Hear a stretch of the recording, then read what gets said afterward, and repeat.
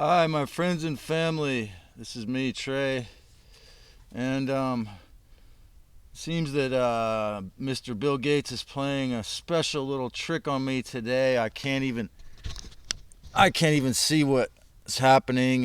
Usually I can see my face on the screen, but I couldn't figure it out. Instead of letting the AI vampire suck all my energy, I'm going to try to do it anyway without being able to see what in the goodness I'm doing. Okay? So thanks, Bill, for making software making the camera do this on me today on this important topic. So today I'm going to make a video, or two videos rather, about how I was kicked off the Rumble chat yesterday on the Dr. Drew Live. So this video is going to be called Rumble's Myth of Freedom, a Controlled Opposition. While I look at this black screen, I have to, of course, think of the wealthy Jewish girl, Anne Frank, who was deaf, dumb, and blind, but somehow learned how to talk and write. And she said, "Life is either a grand adventure or nothing at all.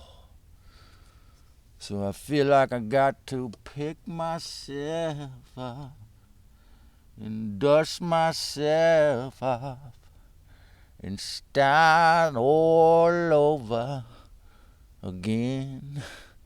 'Cause in the higher day, I'm gonna kind of be moving.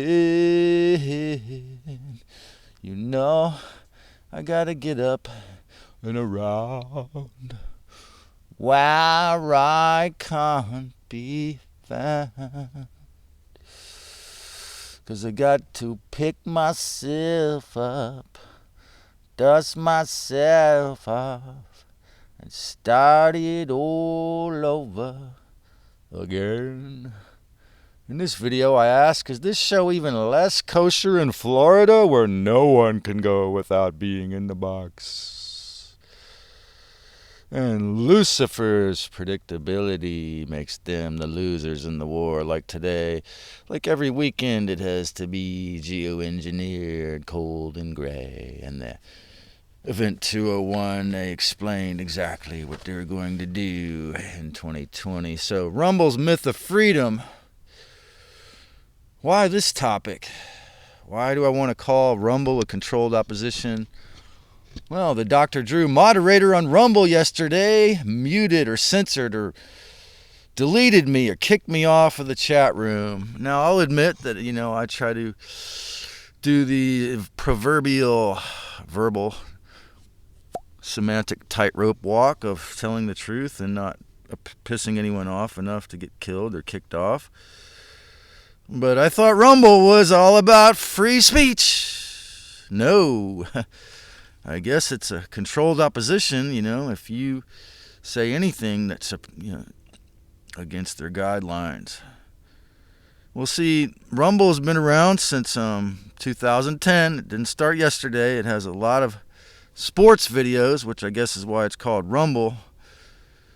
Having a fighting name originally repelled me from wanting to join this platform, because I was like, well, I don't like the idea, I've been in this city with the Aries sun for 20 years. I don't want to promote the fight so much. And it does have a lot of sports videos. But as YouTube first merged with Google and the CIA, NSA, as I say, and with their 150 employees, and then in 2020 began censoring and deleting the truth, specifically around the medical mafia mandates, the attempted coup d'etat, Agenda 2030, the lockdowns, the ivermectin, hydroxy, and the real statistics about the death and the gain-of-function flu virus, and evidence of nanotech colonies and forced injections. Of course, they had to hide all that, delete it, and get rid of those accounts. So some say YouTube has lost roughly perhaps half their audience in the last couple years due to censorship. And shadow banning and full banning. And so my old friend Tali says Quit YouTube, man. Don't be masochistic. Go to Rumble. Everybody's doing it. So it seemed that, most of the learners, people who wanted to learn the truth, all moved over to Rumble, right? So rumble.com, which has headquarters, it turns out, in the Florida Keys, in the beautiful Florida Keys, and in Canada. Well, it seems I am being scrutinized more so since the Hamas bombing, since I've openly questioned the violent junior God Yahweh since the beginning of this transmission series.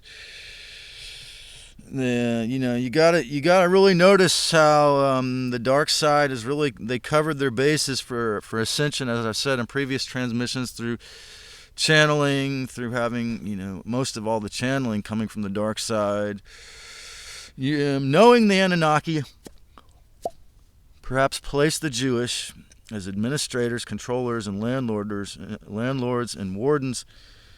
And sharing this seemed to put a media target on my forehead, as look at what happened with Kanye West. This is the voice to eliminate, erase, shadow ban, delete this bum. He's not paying rent. He's a bum. I love you. I love Jews, but I have no respect for tyranny. Okay. Contrast these actions to what Gad Saad said in the year 2020. Okay, Gad Saad, he grew up and he was a young man in Lebanon when they were having a civil war against Jewish people, I guess, and he said that they were throwing bombs and shooting at him as he went from work to home every day. And he became a psychology teacher in a Canadian university. He's got books out. I mean to read his books. But his statement was this: I really respect this, okay? Coming from a war where they were shooting at him when he was leaving his house every day, moving to the supposedly peaceful or psychic violence of Canada, intellectual violence, psychic violence of censorship, and, cancel culture. Gad Saad said, as a Jew, one of the most offensive things a person can say, of course, is that the Holocaust never happened. But if someone said that around me, I support their right to say that. Of course, it's one of the most offensive things they could say, but I support freedom of speech unequivocally, he said. I support their right to freedom of speech, even if they say the dumbest things. Okay, well, this is a Jewish man who has the proper perspective on this. Love Hebrews. Please reject narcissistic, hubris, lordships, genocides. The second part of this video will be on the far more free Odyssey.com.